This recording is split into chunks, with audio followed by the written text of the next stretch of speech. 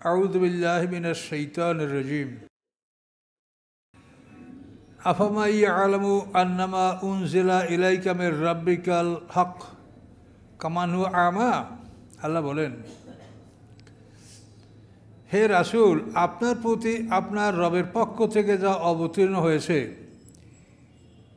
এটাকে যে সত্য বলে স্বীকার করে সে কি ওই ব্যক্তির মতো কামান হুয়া আমা, যে অন্ধ? সে ওই ব্যক্তির মতো নয়। ইন্নামা ইয়াতাযাক্কারু উলুল আলবাব, নিশ্চয়ই উপদেশ গ্রহণ করে জ্ঞানীরা। তো আল্লাহ তাআলা অন্ধ, বোবা, বধির, অন্ধ কাদেরকে বলছেন সেটা আপনারা ইতিপূর্বে বারবার শুনেছেন, যে নফসে মুতমাইন্নার সাথে যাদের অঙ্গ প্রত্যঙ্গের সংযোগ নাই তারা বধির, বোবা, অন্ধ, তাদেরকে বলা হয়েছে।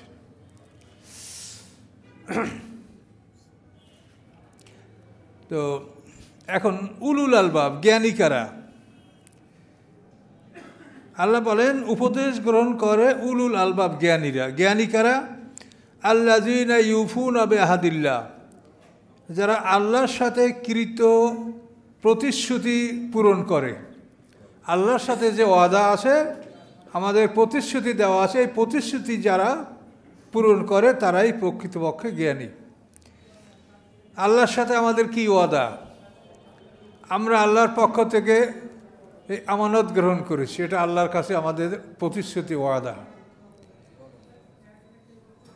তো এই জন্য আমরা এই আসমানি কেতাবের প্রচার করা এবং এর দ্বারা মানুষকে সতর্ক করা, এটা আমাদের প্রধান কাজ। এটা আমরা আল্লাহর কাছে প্রতিশ্রুতি দিয়েছি। তো আল্লাহর সাথে যারা প্রতিশ্রুতি, আল্লাহর সাথে দেয়া প্রতিশ্রুতি যারা পালন করে, আল্লাযীনা ইউফুনা বিআহাদিল্লাহ, যারা পূরণ করে আল্লাহর সাথে কৃত প্রতিশ্রুতি, কৃত ওয়াদা, ওয়ালা ইয়ানকুদুনাল মিসাক, এবং তারা প্রতিশ্রুতি ভঙ্গ করে না। তো এই প্রতিশ্রুতি আমরা সকল ক্ষেত্রে আমরা পালন করব, এটা কোনো ক্ষেত্রেই প্রতিশ্রুতি ভঙ্গ করা যাবে না। হ্যাঁ, তবে কিছু বিষয় আছে, যেমন আপনি একটা হালাল জিনিস খাবেন না। আল্লাহর কসম আমি দুধ খাবো না, আল্লাহর কসম আমি স্ত্রীর সাথে কথা বলবো না, এরকম প্রতিশ্রুতি যদি আপনি দেন তো সেখানে আপনাকে কসমের কাফারা দিতে হবে। আগে প্রতিশ্রুতি ভঙ্গ করতে হবে, মানে আপনি দুধ খাবেন, তখন আপনার উপরে কাফারা ওয়াজিব হবে। ওয়াজিব হইলে আপনি পুরা করবেন, কিন্তু ওই দুধ না খেয়ে যদি কাফারা আদায় করা হবে না, আবার দিতে হবে। এভাবে কোনো হালাল জিনিস, বৈধ জিনিসের উপরে যদি আপনি কসম খান তো সেই প্রতিশ্রুতি ভঙ্গ করতে হবে, এবং ভঙ্গ করার পরে কাফারা আদায় করতে হবে। 3টা রোজা রাখা, অথবা 10 জন মিসকিন খাওয়ানো, অথবা 10 জন মিসকিনকে পোশাক দান করা, অথবা গোলাম আজাব করা, এই 4টা পথ আল্লাহ রেখেছেন কসমের কাফারা। আল্লাহ তাআলা শরীয়তের ব্যাপারে প্রতিটি ক্ষেত্রেই মানে একাধিক আল্লাহ রাস্তা রেখেছেন। এগুলিকে বলা হয়েছে কোরআন পাকে আল্লাযীনা জাহাদু ফিনা লানাহদিয়ান্নাহুম সুবুলানা। আল্লাহ বলেন, যারা আমার পথে পরিশ্রম করে অবশ্যই আমি তাদেরকে আমার রাস্তা দেখাবো। লানাহদিয়ান্নাহুম সুবুলানা, অবশ্যই আমি তাদেরকে আমার রাস্তা দেখাবো। কিন্তু অনেক পীরপন্থী লোকেরা বলে যে আল্লাহ বলছে সুবুলানা, আমার অনেকগুলো রাস্তা, তাহলে আমাদের 4 তরিকা, 4 মযহাব, 120 তরিকা, এগুলো তো ঠিকই আছে। আল্লাহ তো বলছে সুবুলানা মানে অনেক রাস্তা। দেখেন, কোরআনের এই বাঁকা অর্থ যারা করবে তাদের জন্য জাহান্নাম, এটা আল্লাহ ঘোষণা করে দিয়েছেন। সুবুলানা হলো আল্লাহ নাম, না মানে কি আমার, বহু বচন আমাদের, কিন্তু আল্লাহ সম্মান সূচক বহু বচন ব্যবহার করেন। তো সুবুলানা মানে আল্লাহ বলেন আমার রাস্তাগুলি আমি তাদেরকে দেখাবো। তা আল্লাহর রাস্তাগুলি কি? কসমের কাফারা আপনি 4টা রাস্তা পাইলেন। আপনি গোলাম আজাদ করতে পারবেন, 10 জন মিসকিন খাওয়াতে পারবেন, তারপরে 10 জন মিসকিনকে পোশাক দান করতে পারবেন। তাহলে 3টা রোজা রাখা, গোলাম আজাদ করা, 10 জন মিসকিন খাওয়ানো অথবা কেসওয়াতুহুম, তাদেরকে পোশাক দান করা, এই 4টার রাস্তা আপনি পেলেন। এর নাম সুবুলান, আল্লাহর রাস্তা। মানুষের কোনো রাস্তা তৈরি করার অধিকার নাই। আপনি হজ করতে যাবেন, আপনি ইফরাত করবেন না তামাত্তু করবেন না কিরান করবেন, এই 3টা সুযোগ, এই 3টা রাস্তা হজের মধ্যে আপনার আছে। আল্লাহ রসুল কিরান হজ করেছেন, আমরা সাধারণত তামাত্তু হজ করি। আর যারা হেলের মধ্যে তারা ইফরাদ হজ করবে। হেল বোঝেন? হেল হরম হলো, আগে হরম বোঝেন তাহলে হেল বুঝবেন। হরম হলো, ধরেন এইটা একটা উদাহরণ, এই জন্য কাবাঘর। তো এই কাবাঘরের পূর্ব দিকে 16 কিলোমিটার হলো হরম, জিরানা। পশ্চিমে হলো শামসি, হুদায়বিয়ার কাছে 15 কিলোমিটার। আর উত্তরে 2টা মিকাত আছে, হেরেমের 2টা সীমানা আছে। একটা হলো তানিম আর একটা হলো ওয়াদিয়ে নাখলা। তো ওয়াদিয়ে নাখলা হলো 12 কিলোমিটার আর তানিম হলো 6 কিলোমিটার, 14 কিলোমিটার, 6 কিলোমিটার। তানিমটা কাছে 6 আর ওই ওয়াদিয়ে নাখলা 14, আর দক্ষিণে আদা 12 কিলোমিটার। তো দক্ষিণে 12, উত্তরে 8 এবং 14, পূর্বে 16, পশ্চিমে 15, এই যে সীমানা, এটা হলো হরম। হরমের বাইরে হেল। তো হেলটা কি? মিকাত। এই যে আপনি হরম, এরপরে হেল, হেলটা কোথায়? মিকাত। মিকাত কি এটা বোঝেন? পূর্ব দিকে মক্কা শরীফের পূর্ব দিক থেকে যারা হজ করতে আসবে তাদের মিকাত হচ্ছে কার্ন, বড় কাবা, দুনুক্তিয়া কাফ রেনু, কার্ন। আমরা দক্ষিণ পূর্ব থেকে যারা মক্কার দিকে অগ্রসর হব তাদের মিকাত হলো ইয়ালামলাম। ইরাক থেকে যারা আসবে তাদের মিকাত হলো জাতে ইরাক।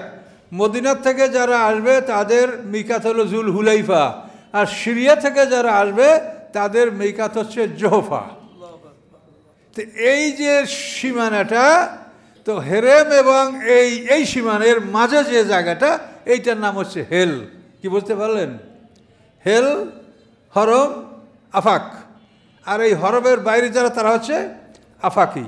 তো যারা আমরা এই হেলের বাইরে অর্থাৎ এই মিকাতের বাইরে আমরা আফাকি, আমরা হজ করতে পারবো 2 রকমের, কি ইফরাত এবং তামাত্তু।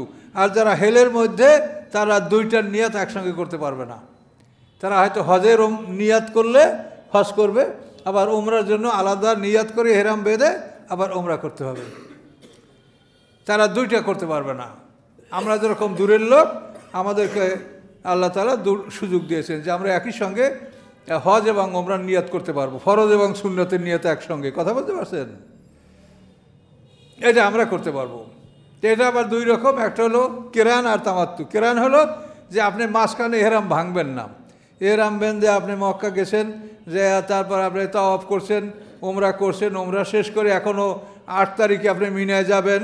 তো এর মধ্যে যদি আপনার 10-15 দিন সময় থাকে, এইটা হেরাম ভেঙে আপনি স্বাভাবিকভাবে চলাফেরা করতে পারবেন। এটা যদি করেন সেটার নাম হলো তামাত্তু। এবং 8 তারিখে আবার আপনি হেরাম বেঁধে ওখান থেকে মিনায় যাবেন। মিনায় যেয়ে জহুর, আসর, মাগরিব, ইশা, ফজর, এই 5 ওয়াক্ত নামাজ পড়ে ওখান থেকে মুজদালিফায় যাবেন। মুজদালিফায় গিয়ে ওখানে জহুর, আসর এটা একসঙ্গে, এটা জোহরের সময় পড়া হবে। এবং ওখান থেকে ফিরে, আরাফাত থেকে ফিরে আবার মুজদালিফা এসে ইশা এবং মাগরিব ইশার সময় একসঙ্গে আদায় করতে হবে। এবং আরাফাত ময়দান যদি শুক্রবারেও আরাফাত হয়, হজের 9 তারিখ হয়, জুমা হবে না। ওই জোহর এবং আসর একসঙ্গে পড়বে, জুমা হবে না। তো সম্মানিত সুদী, এই বিষয়গুলি আপনারা ভালো করে বুঝবেন। তাহলে আল্লাহর বিধান হলো, আল্লাহ যে মানুষকে বিভিন্ন সুযোগ সুবিধা দিয়েছে, জেহারের কাফারা, কসমের কাফারা, রোজা ভঙ্গের ফেদিয়া, প্রত্যেকটাই আল্লাহ একাধিক ব্যবস্থা রেখেছেন। এইগুলিকে বলা হয়েছে সুবুলানা, আমার রাস্তা। এখন সেই যদি আমরা মনে করি যে পিসাবদের 4 তরিকা, 20 তরিকা, 126 তরিকা, এগুলা আল্লাহ নাউজুবিল্লাহ, তো সেরেক হয়ে যাবে। রাস্তা দেখাবার মালিক একমাত্র আল্লাহ। ওয়ালাল্লাহে কাসদুস সাবিল, সৎপথ দেখাবার দায়িত্ব আল্লাহর উপরে। পরিষ্কার আয়াত, ওয়ালাল্লাহে কাসদুস সাবিল, কাসদ সোজা রাস্তা, সৎপথ। এই সৎপথ দেখানোর দায়িত্ব কার? আল্লাহ, আল্লাহর উপরে। কাজে আল্লাহ ছাড়া কেউ পথ দেখাতে পারে না। কাজে এইসব কথা আমরা সেরে গিয়ে আমরা এখন এমনভাবে ইসলাম আমরা বুঝেছি, আল্লাহু আকবার, এটা আমাদের কোনো বুঝে আসে না। আমরা কোরআন থেকে কোনোভাবে এটার সাথে মিলাতে পারি না।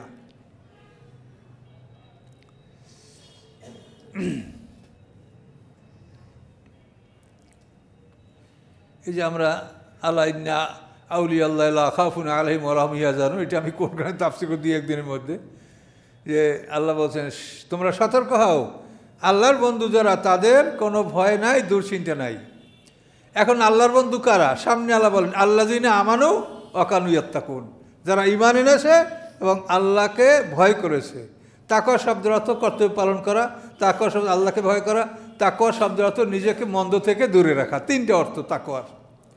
তাহলে আল্লাহ আউলিয়া, আল্লাহ, আল্লাহর ওলি, আল্লাহর বন্ধু কারা? দুইটা শব্দ, আল্লাযিনা আমানু ওয়া কানু ইয়াত্তাকুন। আপনারা অলি আল্লাহ খোঁজেন কোথায় কোথায়, এক দেশ থেকে আর এক দেশে অলি আল্লাহ খুঁজে বেড়ান। আর আল্লাহ বলছেন যে না, যারা আল্লাহকে ভয় ঈমান আনে এবং তাকওয়া পালন করে তারা প্রত্যেকটা লোক অলি আল্লাহ। সাহাবীরা সবাই জান্নাতি আমরা মনে করি। তো সাহাবীরা যদি সবাই জান্নাতি আছে, আমরা সবাই জান্নাতি হতে পারবো না? না, আমাদের পিসাবরা জান্নাতে যাবে আর আমরা তাদের পিছে যাব? এই যে একটা মানে ধর্ম ব্যবসাটা এমন একটা জিনিস মানুষের মধ্যে ঢুকেছে যেটা মানুষের মগজ থেকে মানুষ বাইর করতে পারছে না। আল্লাহ কোরআনের কোথাও রাসূল এবং সিনিয়র সাহাবীদের আনুগত্য ছাড়া আর কারো আনুগত্য করতে আল্লাহ বলেন নাই। তা আপনারা আব্দুল কাদের জিলানীর নামে আপনারা তরিকা বাইর করলেন কেন? কাদরিয়া। মহিউদ্দিন চিশতি আজমিরির নামে আপনারা চিশতিয়া তরিকা বাইর করলেন কেন? বাহাউদ্দিন নকশবন্দের নামে তা নকশবন্দিয়া, হ্যাঁ, আপনারা কেন আবিষ্কার করলেন? চিশতিয়া, কাদরিয়া, মোজাদ্দেদ আল ফেসানি, তার নামে আপনারা মোজাদ্দেদ দিয়ে তরিকা বাইর করলেন কেন করলেন? আর এগুলো যারা বিশ্বাস করে না তাকে আকীদা ভালো না, আর যারা কোরআনের বাইরে বিশ্বাস করে ওনাদের আকীদা ভালো। দল যদি বড় হয় তো এরকমই বলা যায়, এরা দলে ভারী, এরা আকীদা ভালো তাদের। যারা কোরআনের বাইরে যা কিছু বিশ্বাস করে আকীদা ভালো, আর কোরআন বিশ্বাস যারা করে এগুলো আকীদা ভালো না, নাউজুবিল্লাহ বলেন। কাজে এগুলির থেকে আপনারা সতর্ক হন। আমরা যার যার আমল নিয়ে এসে আপন কবরে যাব, আল্লাহ ছাড়া কেউ থাকবে না, কেউ থাকবে না, একমাত্র আমল। কাজে এই জন্য নিজে আমলকে দুরুস্ত করেন, এসব কথাগুলো ভালো করে বোঝেন যে আল্লাহ কি বলেছে আপনাকে। আল্লাহ খুব সহজ বলেছে, কিন্তু আমরা ইসলামটাকে একটা জটিল আকার ধারণ করছি।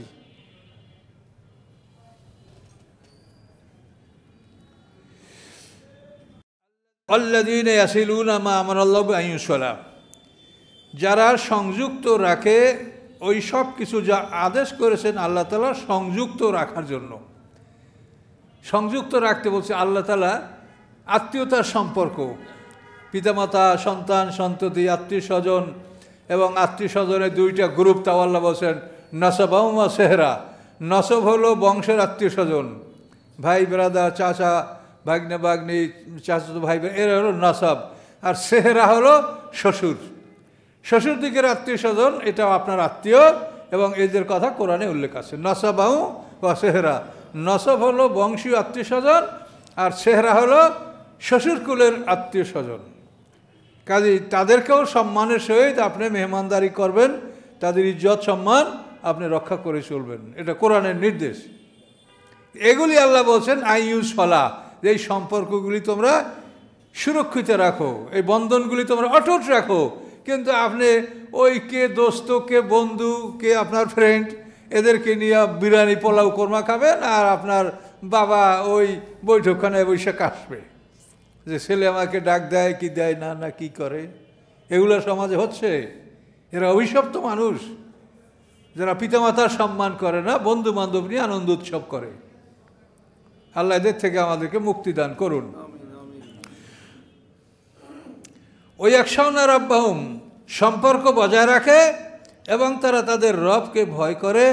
ওয়াখাফুনা সুআল হিসাব, এবং তারা ভয় করে কঠিন হিসাবের। কঠিন হিসাব মানে খারাপ হিসাব, কঠিন হিসাবের ভয় তারা করে। আল্লাযিনা সাবারু, এখন তো উলিল আলবাব জ্ঞানীদের পরিচয় দেওয়া। আল্লাযিনা সাবারু, এবং যারা ধৈর্য ধারণ করে। ইবতিগা ওয়াজহি রব্বিহিম, রবের সন্তুষ্টি অনুসন্ধান করার জন্য তারা ধৈর্য ধারণ করে। আপনার নামাজে আসেন, ইমাম সাহেব সামনে যাবে, তারপর তো শুরু হবে, এটা আপনার ধৈর্য ধারণ করে বসে আছেন না? এই যে ধৈর্য, প্রত্যেকটা ইবাদতে আপনার ধৈর্য ধারণ করতে হবে। কথা বলতে পারছেন? তা আল্লাহ বলেন যারা ধৈর্য ধারণ করেন, ইবতিগা ওয়াজহি রব্বিহিম, তাদের রবের সন্তুষ্টি অনুসন্ধানের জন্য, সন্তুষ্টি লাভ করার জন্য তারা ধৈর্য ধারণ করে। জামাতে নামাজ পড়তে আমার ধৈর্য লাগবে, যে কোনো কাজ সম্মিলিতভাবে করতে ধৈর্য লাগবে। ও আকামুস সালাত, এবং তারা সালাত কায়েম করে। ও আনফাকু, এবং তারা ব্যয় করে, মিম্মা, উহা হতে, রাযাকনাহুম, যা আমি তাদেরকে জীবিকা দান করেছি।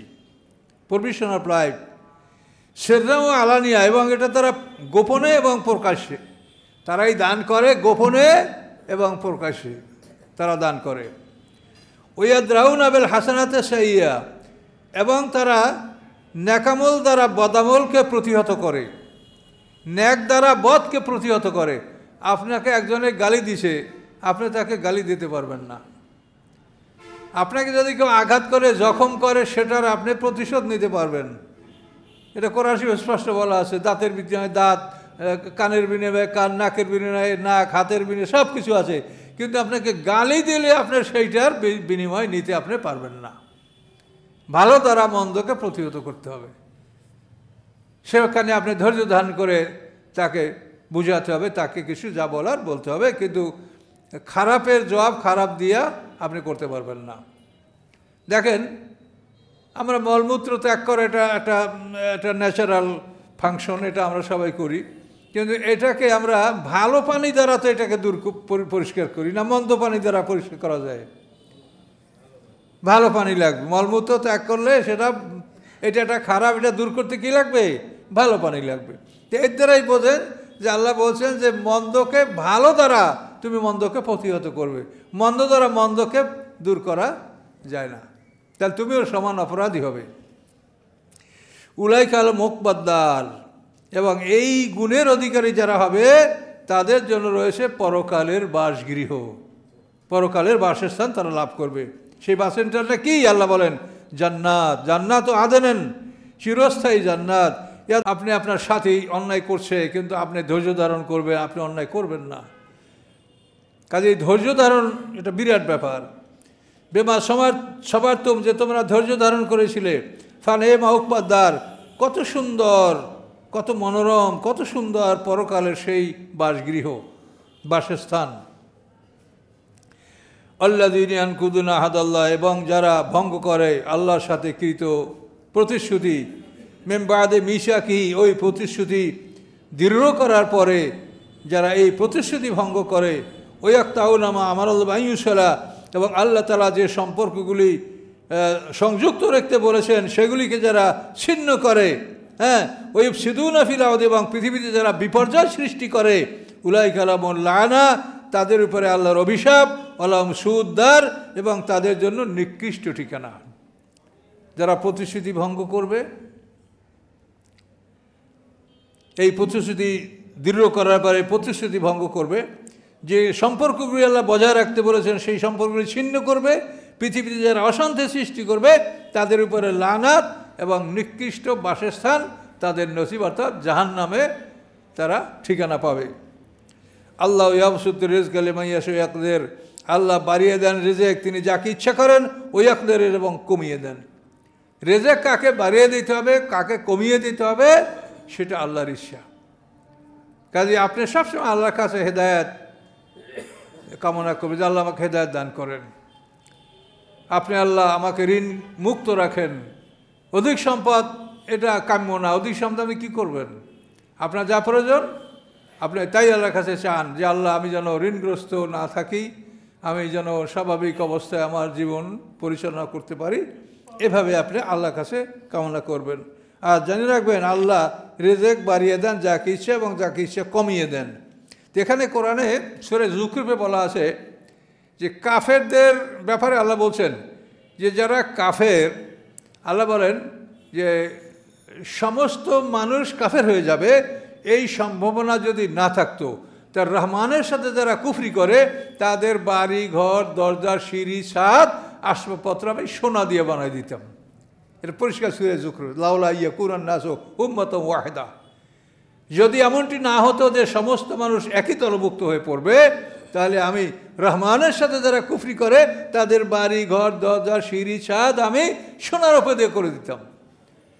এখন এটা হলে কাফের হইলে সোনার বাড়ি পাওয়া যায়, আর মুমিন হইলে পিটান খাওয়া লাগবে, পালানো লাগবে, জেলে ঢোকা লাগবে, তাহলে তো আমরা কাফের হই।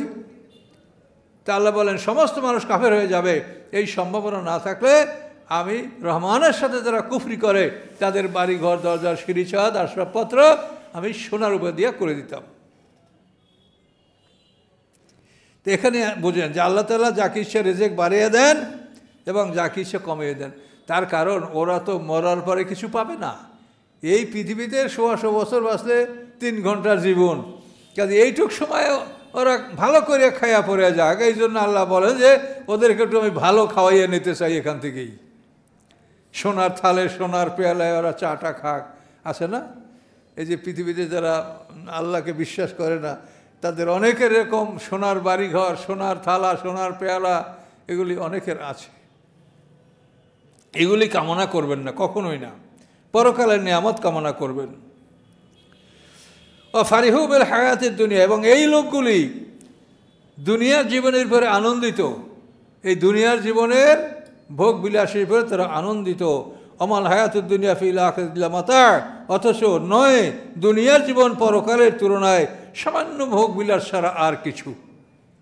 এই দুনিয়ার জীবনটা পরকালের তুলনায় সামান্য ভোগ বিলাস ছাড়া আর কিছুই নয়।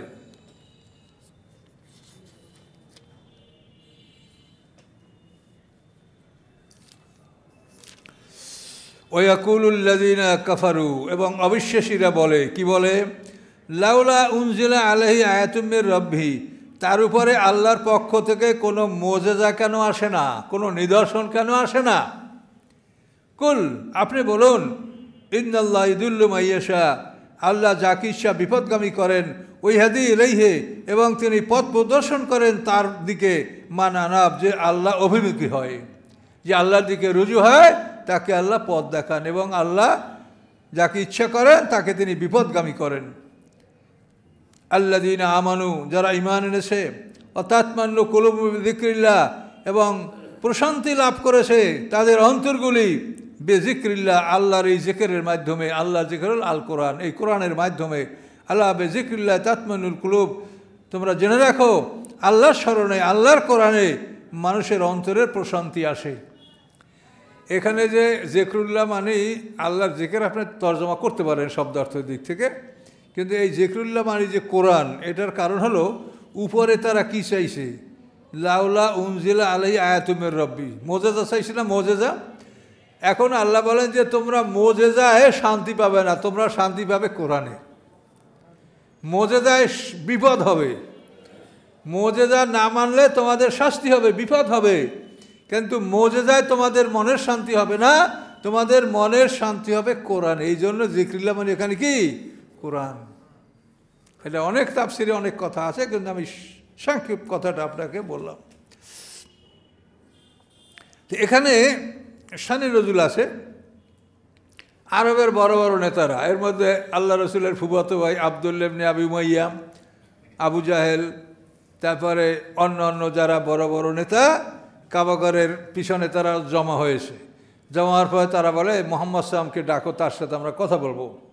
তা আল্লাহর রসুলকে সেখানে ডাকা হলো। ডাকার পরে এই আব্দুল্লাহ ইবনে আবি উমাইয়া এ বলে, মুহাম্মদ তুমি যদি চাও, যে খুশি হতে চাও যে আমরা ঈমান আনবো, তাহলে আমাদের এই দাবিগুলি পূরণ করো। বল কি? এই মক্কা শহরে পাহাড়, এই পাহাড়ের জন্য আমরা চাষাবাদ করতে পারি না, এই পাহাড়গুলি হটাই দাও। তারপর পাহাড়গুলি হটাইয়া জমিন বের করো এবং তার মধ্যে নহর প্রবাহিত করে দাও, তা আমরা এখানে এভাবে চাষাবাদ করব। আর সুলাইমান আলাইহিস সালামকে যেরকম আল্লাহ বাতাস তাবে করে দিয়েছিলেন, এক সকালে 1 মাসের পথ চলতো, ওই রকম তুমি করে দাও যে আমরা একদিনের মধ্যে যেন সিরিয়া ইয়েমান এই সফর করি, আমরা ফিরে আসতে পারি। এভাবে প্রশ্ন করতে লাগলো।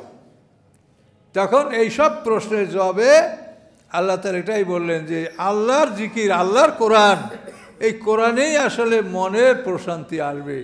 কোরআন ছাড়া অন্য কিছুতে মনের প্রশান্তি আসবে না। আল্লাহ বিযিকরিল্লাহি তাতমাইন্নুল কুলুব। আল্লাযীনা আমানু ওয়া আমিলুস সালিহাত, যারা ঈমান এনেছে এবং ভালো কাজ করেছে, তুবা লাহুম, তাদের জন্য সুসংবাদ, ওয়া হুসনা মাআব, এবং তাদের জন্য উত্তম প্রত্যাবর্তনের স্থল, আশ্রয়স্থল। কাযালিকা আরসালনাকা ফি উম্মাতিন ক্বাদ খালাত মিন ক্বাবলিহা উমামুল, আল্লাহ এভাবেই আমি আপনাকে প্রেরণ করেছি এমন একটা জাতির মধ্যে যে ক্বাদ খালাত মিন ক্বাবলিহা উমামুন, যে তাদের পূর্বে বহু জাতি চলে গেছে। কেন আপনাকে পাঠিয়েছি? লিতাতলু আলাইহিমুল্লাযী আওহাইনা ইলাইকা, যে আপনি তেলাওয়াত করবেন তাদের উপরে ওই সব কিছু, আওহাইনা ইলাইকা, যে আমি আপনার প্রতি ওহী করেছি। এই আল্লাহ যা ওহী করেছেন এইটাই তেলাওয়াত করবে, আর আমাদেরও কাজ সেইটা মানুষকে শুনিয়ে দেওয়া। ওয়াহুম ইয়াকফুরুনা বির রহমান, অথচ তারা রহমানকে অস্বীকার করে। ওরা রহমান এই নামটা আল্লাহর স্বীকার করে না। হুদায়বিয়ার সন্ধির সময় বিসমিল্লাহির রহমানির রহিম লেখা ছিল সন্ধিনামায়, এটার উপরে সোহাইল ইবনে আমর সই করে নাই যে আমরা রহমান চিনি না, লিখতে হবে বিসমিকা আল্লাহুম্মা। ওরাও আল্লাহর নাম ব্যবহার করতো, কিন্তু ওরা বলতো বিসমিকা আল্লাহুম্মা।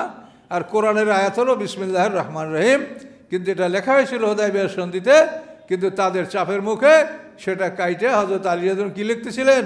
বিসমিকা আল্লাহুম্মা লিখতে বাধ্য হয়েছিলেন। সেই কথাটাই আল্লাহ বলছেন ওয়াহুম ইয়াকফুরুনা বির রহমান, যে তারা রহমানকে অস্বীকার করে। কুল, আপনি বলুন, হুয়া রব্বি, তিনি আমার রব, ওই যিনি রহমান তিনি আমার রব।